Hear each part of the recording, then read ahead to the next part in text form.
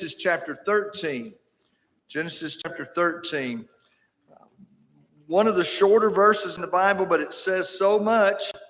It says so much, those three words, remember Lot's wife, and there's a lot of things that hopefully we can see some things regarding this evening, and we invite you to join us. Appreciate you folks from home joining us as well. Thank you for being here. Genesis 13.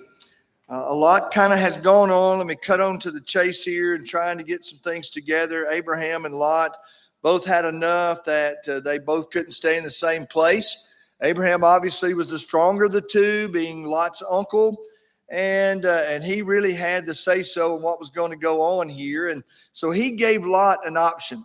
Beginning in verse 8, in regard to all this bickering that was going on back and forth between their herdsmen and about the cattle and livestock and other things, Abram said to Lot, "Let's not have any quarreling between you and me, or between your herders and mine, for we are close relatives. Is not the whole land before you? Let's part company. If you go to the left, I'll go to the right. If you go to the right, I'll go to the left." Verse 10. Lot looked around and saw the whole plain of Jordan toward Zoar was well watered, like the garden of the Lord, like the land of Egypt. This was before the Lord destroyed Sodom and Gomorrah. So Lot chose for himself the whole plain of Jordan and set out toward the east. The two men parted company.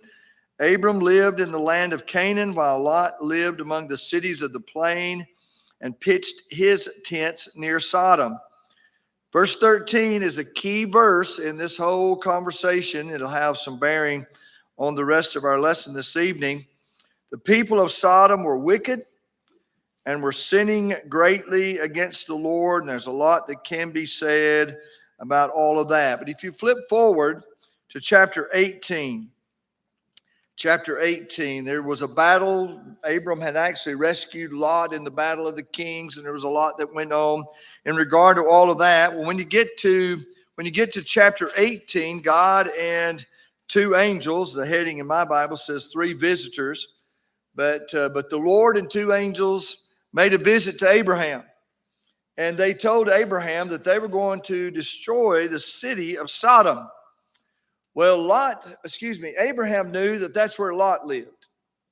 And Abraham knew that if Sodom was destroyed, that Lot could also be destroyed in the process of all of this. And so he began to bargain with God. If you skip down in chapter 18 to verse 24, Abraham uses some psychology. He's trying to use psychology on God anyway. He says, I know that you're not going to want to destroy the righteous with the wicked, acknowledging the wicked. A lot of speculation as to the number of people that lived in Sodom. I saw some crazy estimates, and all they could be is estimates. Probably a more realistic estimate would be 600 to 1,200 people, maybe 600 to 1,200 people. And so here is Abraham bargaining for the city of Sodom, at least bargaining for what he thought to be the righteous people. So in verse 24, he makes the request. He said, "If there's 50 righteous souls, will you spare the city?" And a positive response came, "Yes, if there are 50 righteous souls, I will spare the city." Verse 28, "If there are 45 righteous souls, will you spare the city?" "Yes, I will spare the city." Verse 29, "If there are 40 righteous souls, will you spare the city?" "Yes, I'll spare the city." "If there are 30, in verse 30, will you spare the city?" In verse 31, "If there's 20, will you spare the city?" In verse 32, "If there's 10 righteous souls, will you spare the city?" And you just hear the tension in this conversation as Abraham, mostly rightly knowing that this is going to be a stretch, and trying to get it to a manageable number so that he can save his nephew Lot again in this process. When you get to chapter 19, that's where this story begins. But before we go there, let's flip over to where we started this evening. I just bumped it quickly as we were launching our study this evening. Turn back over to, or go to, Luke chapter 17. If you haven't been there yet, then let's flip back over there. Luke chapter 17. As Jesus is talking in Luke 17, he was asked a question, and in answering that question, he's trying to help them understand, what's taking place and giving them something to compare to. And the question is about the coming of the kingdom of God. And we're not going to read every word of this. I would encourage you to read it when you get home, so that we can focus more of our time on the subject of our lesson this evening. But one of the Pharisees asked in verse 20, when the kingdom of God would come. And Jesus answers that question in a general sense and tries to give them some idea about that in verse 20 and verse 21. Then Jesus turned to his disciples and gives them an illustration and some description about all of this and what's going to happen and some of the things that they could anticipate, or at least would know about more so than anticipate. But then he goes on to tell them that Jesus himself, verse 25, it says, but first he must suffer many things and be rejected by this generation. And he was on the road for that to happen. Then he makes a comparison to two things you and I know a lot about. And the first one is what he talks about in verse 26, when he says, just as it was in the days of Noah. Now, we know what was happening in the days of Noah. He describes it here.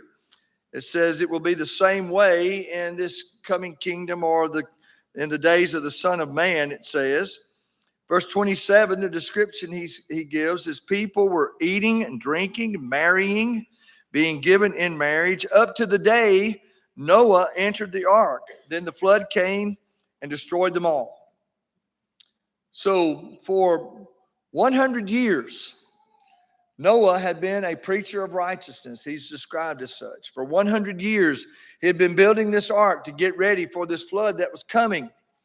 For 100 years, whether he said a word or not, he was declaring that something was happening and that they needed to make some preparations or be a part of making preparations for the day that was going to take place. Instead of making preparations, Jesus gives a description. They were eating and drinking. They were just carrying on their normal life. And probably the thing that you and I could think about, that we could interject here, is that they didn't have a care in the world. They for sure weren't worried about the flood coming, regardless of what Noah might have said about it or not said about it as he was doing the work that he was doing in preparation for that. We aren't told what he said. We just know that he worked on an ark for 100 years and he was preparing it for the saving of his house. Hebrews chapter 11 tells you about that. But then if you look in verse 28, then, first comparison was to the days of Noah. The second comparison was the same in the days of Lot. Here, these folks of Sodom and Gomorrah, they were doing their stuff. They were doing their deal. They were living their life. He says, verse 28, people were eating and drinking, buying and selling, planting and building. They were living their life without a care in the world. They were sinning, as has already been described in the text that we read a moment ago from Genesis. And he says they were selling and planting and buying, but the day Lot left Sodom, fire and brimstone, or fire and sulfur, rained down from heaven and destroyed them all. Verse 30, it will be just like this on the day the Son of Man is revealed. On that day, no one who is on the housetop with possessions inside should go down to get them. Likewise, no one in the field should go back for anything. Why? Because it's not going to help them. Then verse 32, he uses those words, remember Lot's wife. Now, what's the story? What's the story of Lot's wife? So much that Jesus would add it to a lesson that he's teaching that began with a question from a Pharisee and then a lesson that he was trying to teach his disciples. What was it about Lot's wife that Jesus wanted them to know? As you hear this story, you see the urgency in the language and in the voice of these two men that are projected as angels. You hear the urgency in their voice. It's time to go. It's time to go. It's time to go. He had already been warned, knew what was going to take place. It's time to go. Now, you don't have to answer out loud, but in your mind, think today, if you had been, or if you have ever been in a situation where somebody says, you've got to go right now. You've got to evacuate your house.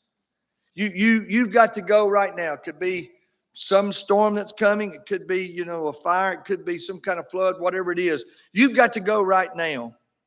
I want you to think in your heart and in your mind, if you didn't have a whole lot of warning or hadn't really given it much thought, and you had not made any preparation as to what you were going to get or what you were going to take with you, then if you got the word, you got to go right now, what would be something in your house that you'd want to be sure you got before you left? Now, I can name about 3 things. Things that it would hurt me maybe for a long time to leave there.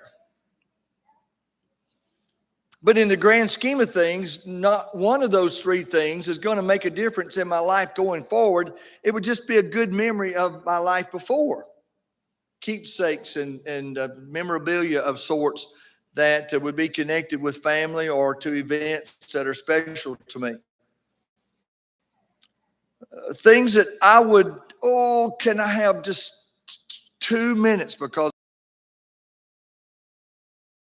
you got to go right now. Those things would alter anything in my life for the future. But there are times when somebody might risk their life to go back just one more time, or would wait just one more minute when that 1 minute is so crucial that their life may be hanging in the balance. Well, if you could imagine that scenario, you may have a taste of what's being talked about here.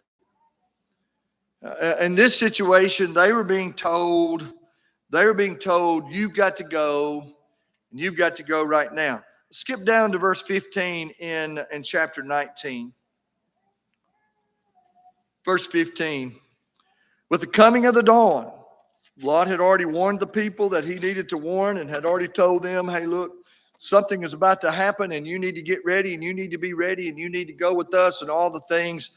And they all thought that it was a joke and didn't think that it was anything serious that they need to be thinking about. Read about that in verse 14. Well, then you look at verse 15.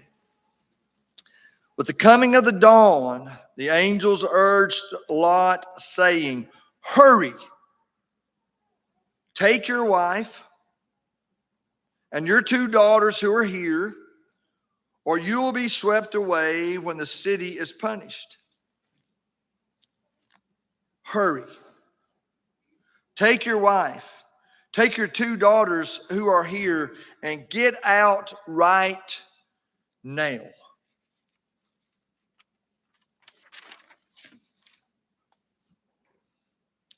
How much more of a warning did he need? How much more warning did Lot need?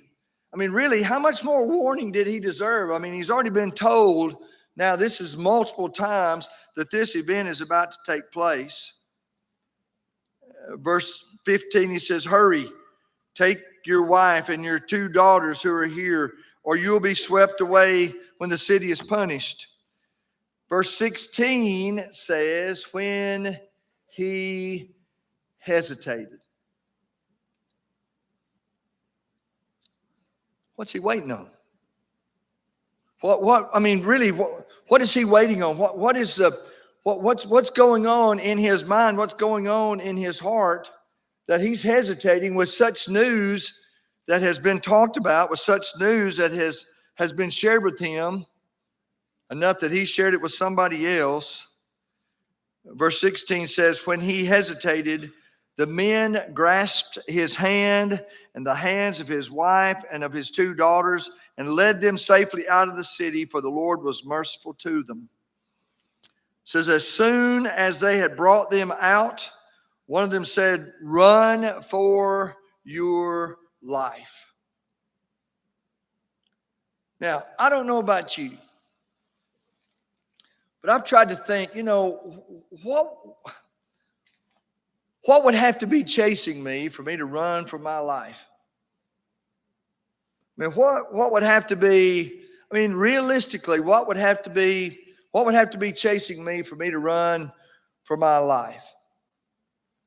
I don't know that I don't know. I started to say, I don't know if I've ever been faced with that. There was a day when we were door knocking, not far, it's been a long time ago, not far over that way. And we were knocking on doors, just invite people to church. I was maybe 19 or 20, not older than 25 probably, but I saw there was a dog up there on the porch.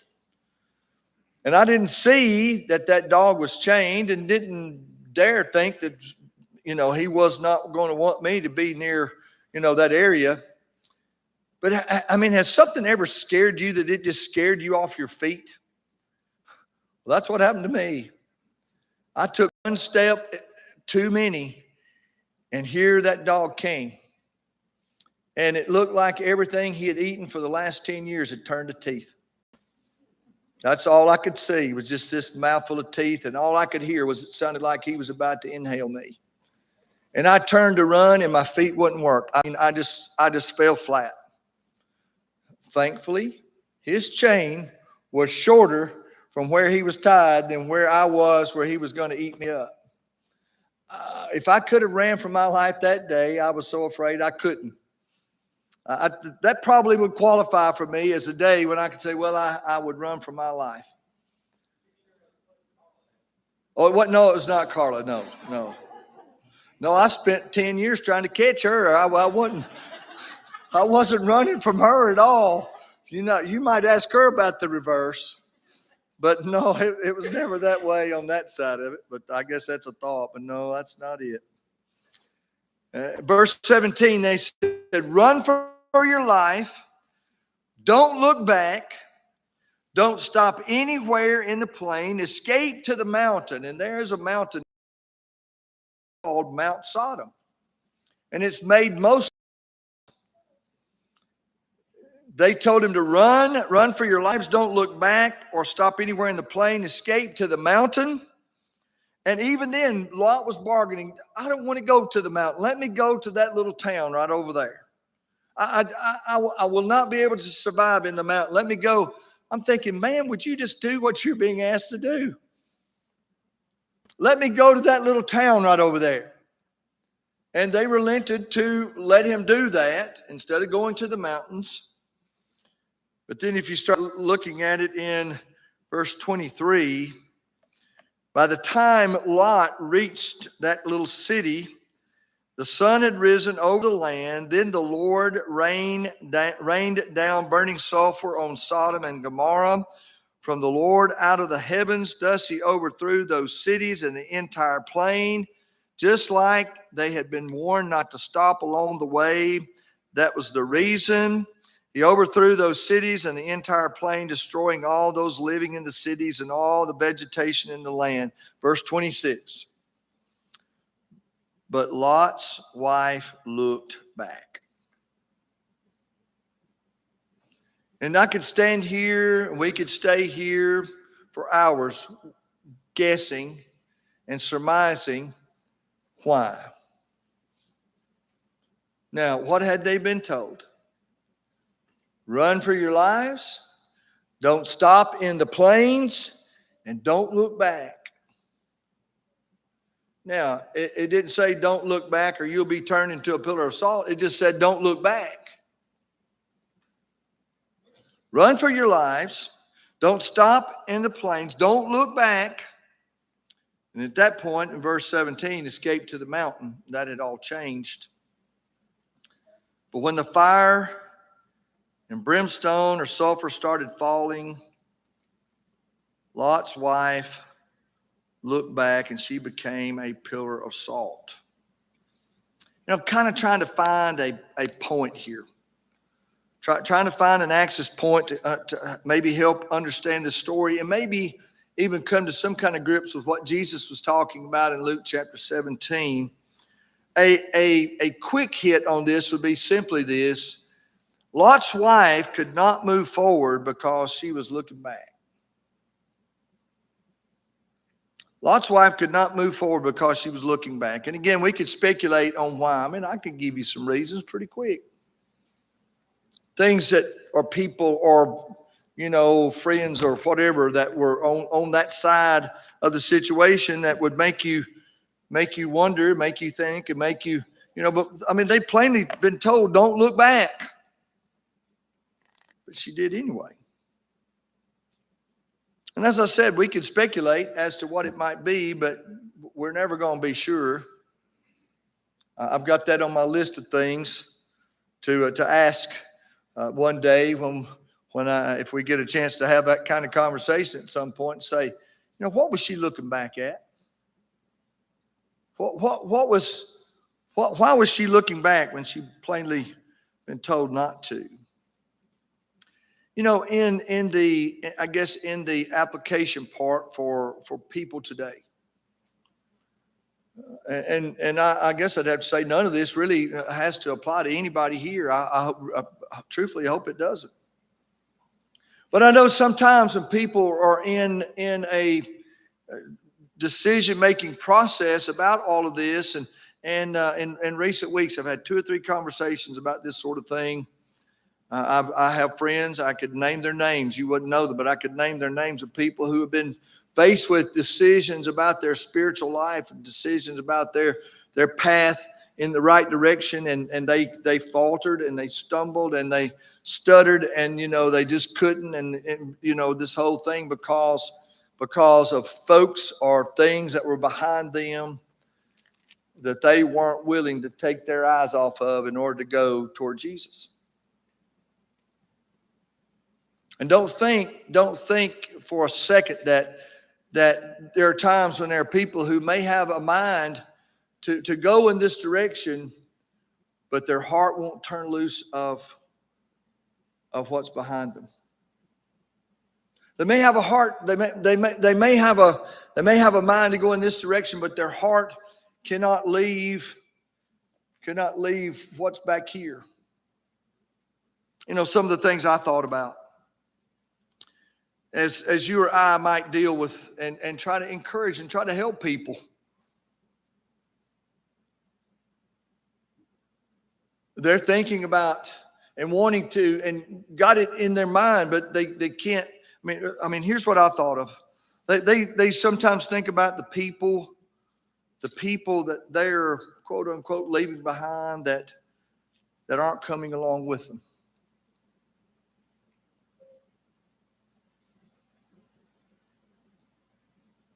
Had friends long time ago, who conversation, ready to go, ready to do, ready to be obedient. But the person I was talking to said, I'm not going to until my spouse does. They weren't interested at all. And to this day,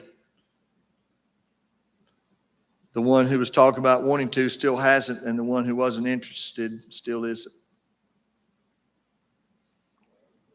Sometimes people, they stop short because of people who aren't coming along.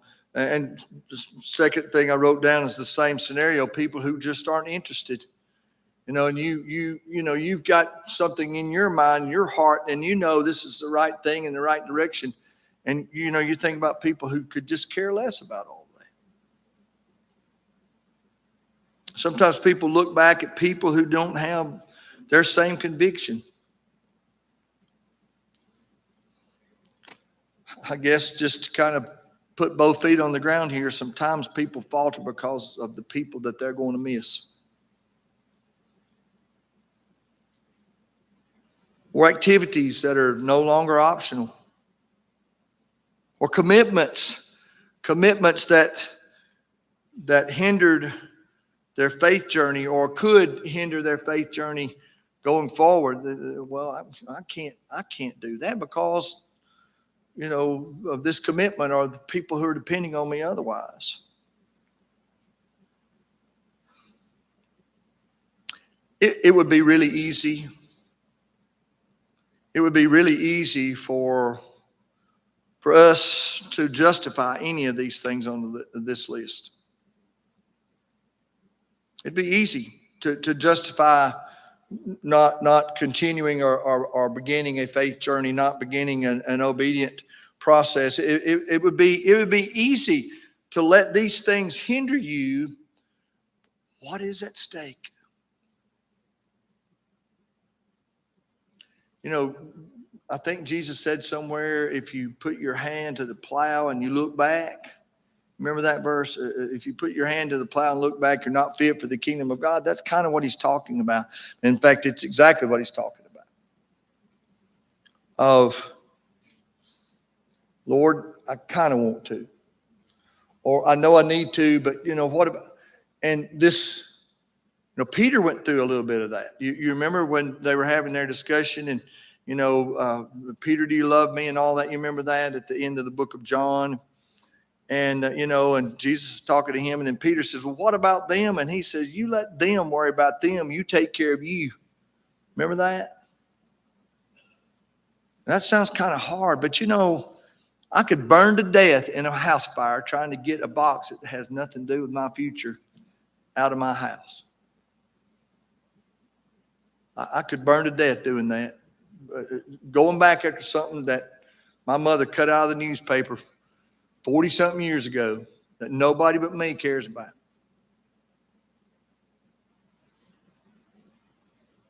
And the same kind of idea is true here.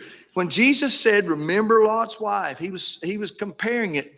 He was comparing it to what was going on in the days of Noah, what was going on in the days of Lot, where things were just going on and people were doing and things were happening. And it really, it just had nothing to do with any kind of substantive future.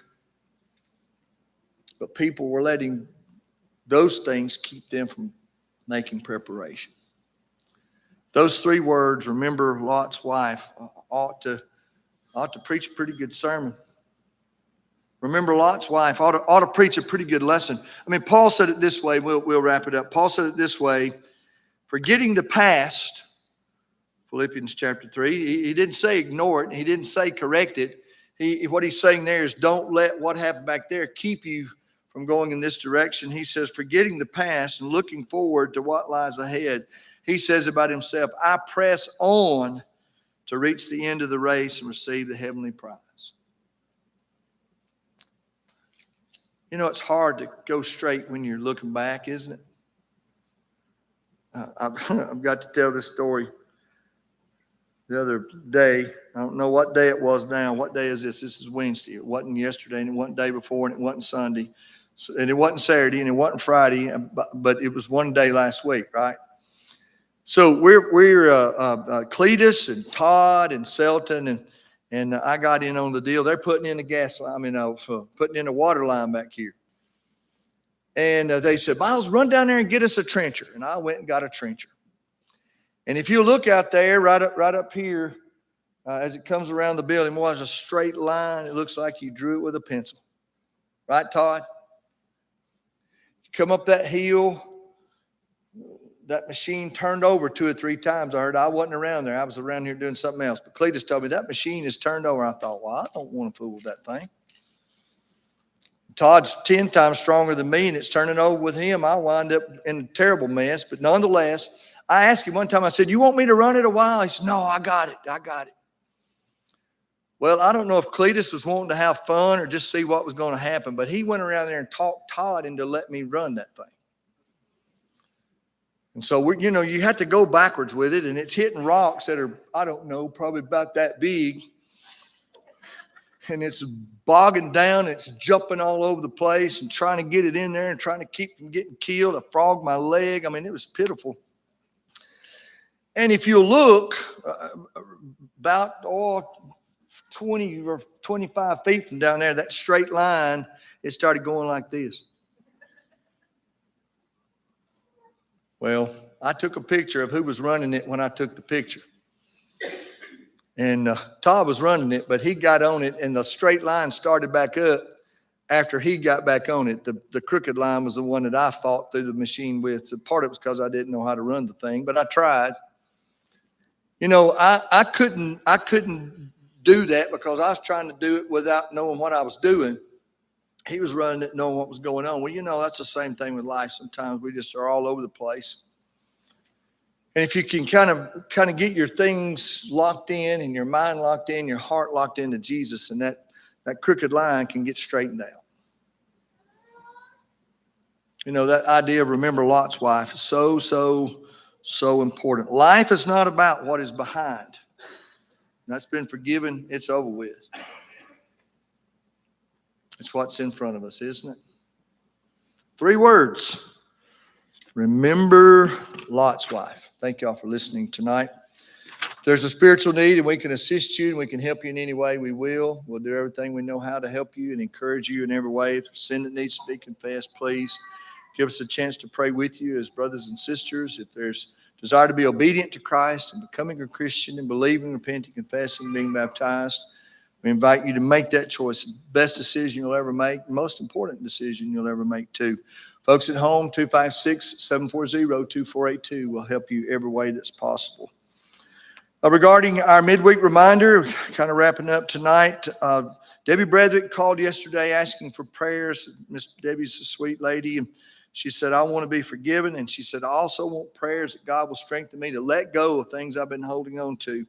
We talked about that last Sunday, so please pray for her. Also, if you'd like to be involved in this Her Fight as Our Fight t-shirts for Miss Gina, then the information is here, and there's a sign-up sheet out there, and you can ask somebody from school if you need more information from that. The deadline to order is April 1st, okay? So it's not a fundraiser, it's just a way to help support her in her fight. So appreciate that, and I look forward to getting one myself.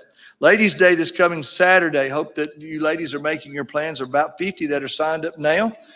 There are going to be chairs put out for more than 50. So if you haven't yet signed up, please do so. If you decide between now and Saturday that you can come and didn't think you could, they'll be glad to have you. But that'll be this coming Saturday, and mostly a day for our ladies. We may wind up with a few guests, but mostly a day for our ladies here, and the ladies who are going to be talking about here.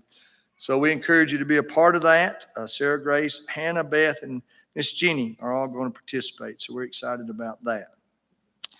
Let's see here. 3rd through 5th grade will have a devotional on Sunday night. Even better, Wednesdays may be in question for next Wednesday. More information will come about that on Sunday. Let's see. The young men next Wednesday night are participating in Lance to Leaders, song leading, or speeches. Be given an opportunity next Wednesday night to lead a song or to share their speech. That'll be during this class time next Wednesday nights. And then they'll also have a chance on Sunday the 30th over at Cedarview, so note that. Latch Leaders Convention, April 17th through the 20th. And the thing here next Wednesday night is not to supersede another time, because there'll be another opportunity for them as well. But that will be the first one. All right. Concerning those that are sick, let's please remember those that are on our list here and continue to pray for them and pray that things will be better for all of them. I learned today that Evelyn Newton was really low, and I don't know what's happened during the daytime, but I do know that she was very serious this morning as church was convening, and wanted to pray for them. Also, Vicki Holden's stepmother, Miss Ayers, was having some kind of surgery today. Want to be mindful of her too. Anybody else we need to add to our list? All right. Well, y'all say a little prayer for Carla and me and Marion and Abel and Cody and Ella. We're going to be on a little bit of a road trip here for the next couple of days. And I hope it's about 6 days. But we're going to, Cody and Ella actually leaving early in the morning, and Carla and I are going to leave later in the day. And we hope to intersect each other in Omaha, Nebraska tomorrow about 5 o'clock. So if you can pray for all of us, Carla and I and Abel and Marion are going to fly, and Cody and Ella are going to drive. So we're all looking forward to having a lot of fun. Kids are playing in different places, and Drew said, go with Abby. And so that's what we're going to do, and hope they both have some success. So please pray for us as we travel. All right, Tim Arrington, dismiss us, please, sir. Thanks for the day and bless his life. I'll be mindful of the ones that you mentioned here and the ones we know of who sick and lost. Thanks for the opportunity to come together this afternoon and listen to this message that Miles presented. Be with us and go through the rest of the week. In Christ's name, amen. Amen. Several have asked if they could see in the new building, so I'm about to go back there and unlock it. It's not finished, but you're welcome to go in and look around, okay? Love y'all. Thanks for being here.